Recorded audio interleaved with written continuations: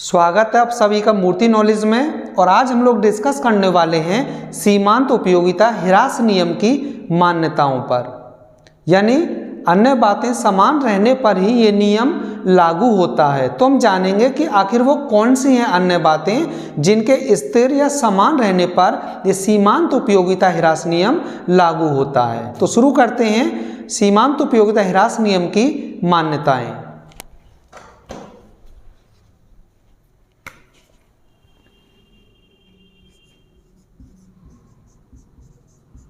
सीमांत उपयोगिता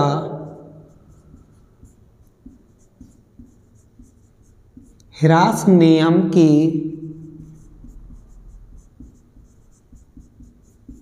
मान्यताएं, या ये जो नियम लागू होता है वो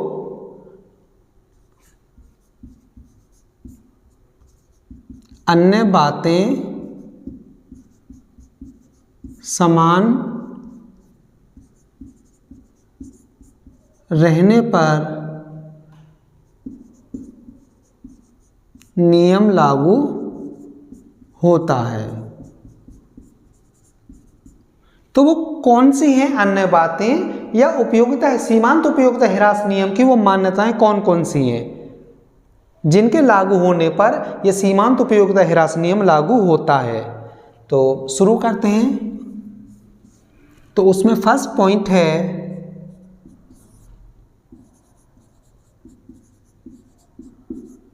इकाइयों का गुण व रूप में समरूप होना, यानी जिन वस्तुओं का या जिन वस्तुओं की इकाइयों का उपभोक्ता उपभोग कर रहा है वह गुण और रूप में समान होनी चाहिए, अर्थात उनके गुण और रूप में कोई अंतर नहीं होना चाहिए। अर्थात जो पहली इकाई की जो क्वालिटी है वही अंतिम इकाई तक बनी रहनी चाहिए, यानी जो इकाई है जिसका उपभोग उपभोक्ता कर रहा है उसके गुण व रूप में कोई भी किसी प्रकार का बदलाव या परिवर्तन या कोई भी अंतर देखने को नहीं मिलना चाहिए। अगर इनमें अंतर मिला तो सीमांत उपयोगिता ह्रास नियम लागू नहीं होगा। सेकंड पॉइंट,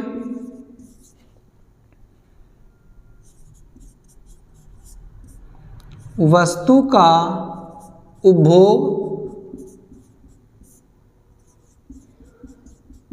लगातार होना चाहिए।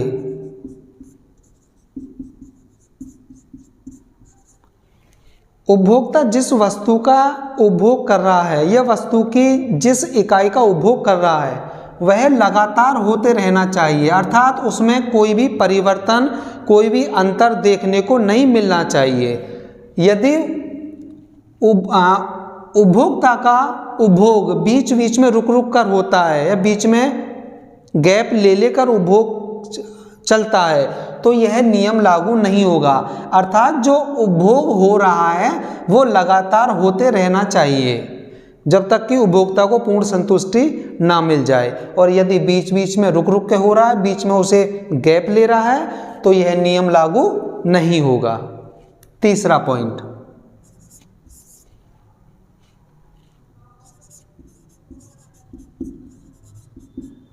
उपभोक्ता की मानसिक स्थिति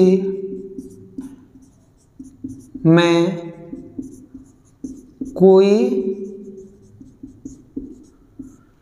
कोई परिवर्तन नहीं होना चाहिए।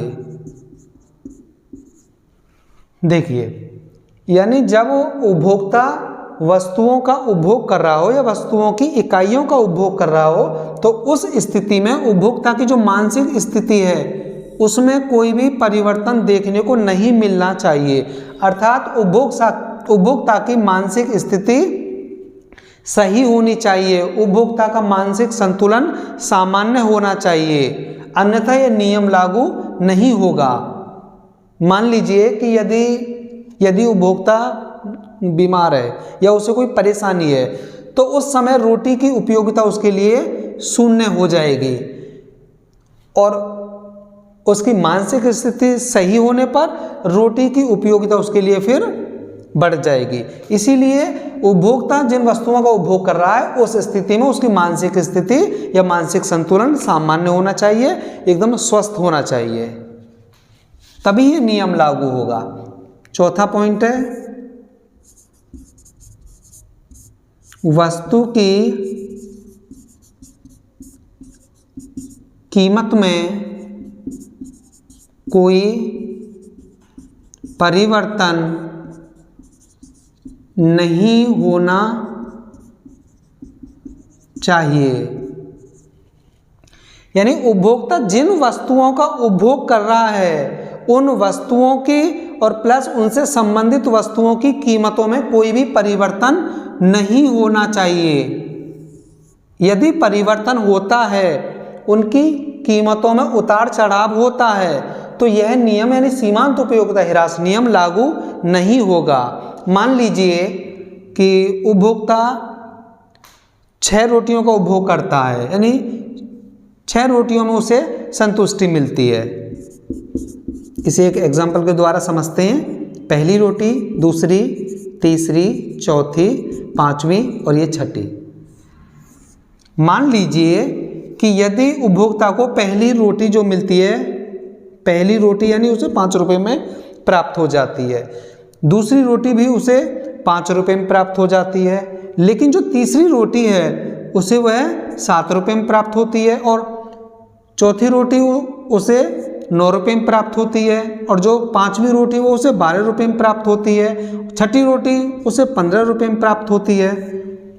हो सकता है उपभोक्ता की आर्थिक स्थिति इतनी अच्छी ना हो कि वो 15 रुपये में भी एक रोटी ले पाए, तो इसीलिए कहा गया कि वस्तु की कीमत में कोई परिवर्तन नहीं होना चाहिए। अर्थात जब पहली रोटी उसे 5 रुपये में मिल रही है तो शेष या अन्य रोटी की इकाइयां भी उसी कीमत में मिलनी चाहिए, यानी 5-5 रुपये में ही उसे प्राप्त होनी चाहिए। और यदि वस्तु की कीमतों में, संबंधित वस्तु की कीमतों में कोई परिवर्तन होता है तो सीमांत उपयोगिता ह्रास नियम लागू नहीं होगा। नेक्स्ट पॉइंट है 5वां,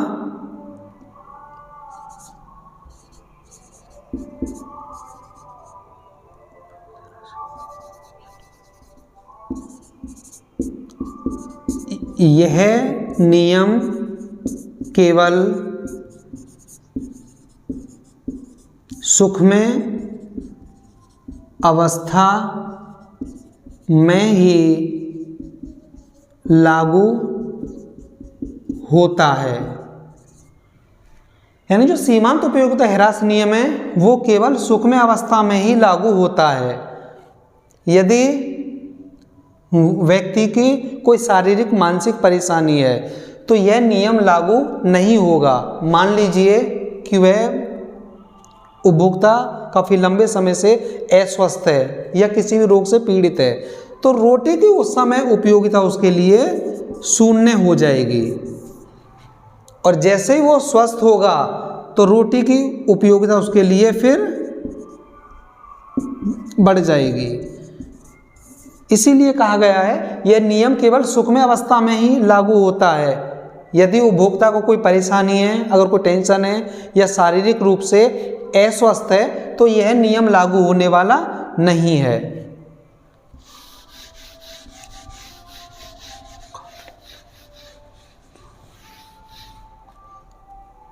6 जो पॉइंट है वो है वस्तुओं का आकार प्रयुक्त होना। इसका मतलब सीधा सही है कि उपभोक्ता जिन वस्तुओं का उपभोग कर रहा है उनका आकार प्रयुक्त होना चाहिए, अर्थात वह वस्तु उपभोक्ता के अनुरूप या अनुकूल होनी चाहिए। उन वस्तुओं के आकार में कोई भी अंतर नहीं होना चाहिए, अर्थात उपभोक्ता जिन वस्तुओं का उपभोग कर रहा है वो वस्तुएं उपभोक्ता के अनुरूप और अनुकूल होनी चाहिए। अगर इनमें कोई परिवर्तन होता है तो सीमांत उपयोगिता ह्रास नियम लागू नहीं होगा। तो ये हमारा लास्ट पॉइंट था। आज हमने सीमांत उपयोगिता ह्रास नियम की 6 मान्यताओं पर डिस्कस किया, यानी हम इन्हें अन्य बातें भी कह सकते हैं जिनके स्थिर रहने पर सीमांत उपयोगिता ह्रास नियम लागू होता है। उम्मीद करते हैं ये मान्यताएं अच्छे से समझ आई होंगी। लेकर आएंगे नेक्स्ट वीडियो में नेक्स्ट टॉपिक।